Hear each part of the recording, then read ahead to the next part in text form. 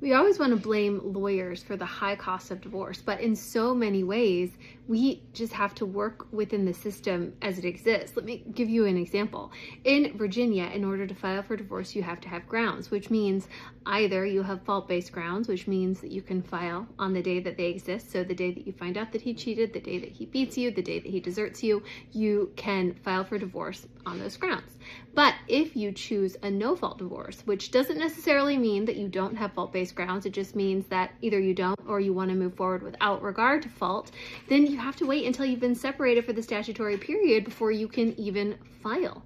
In Virginia, that is 1 year or 6 months if you don't have minor children and you have a signed separation agreement. So if you don't allege fault, you might find yourself in a position where you have to wait a year before you can even file, before you can even begin the process. So that makes parties ask themselves, do I wait? Especially if the situation is toxic, if it feels like, there's going to be no resolution for like an entire year. I'm putting myself in a potentially dangerous position for all of this time.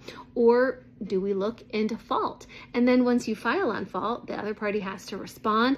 And once you've upped the ante, once you've alleged something like that against them, they are going to respond in kind.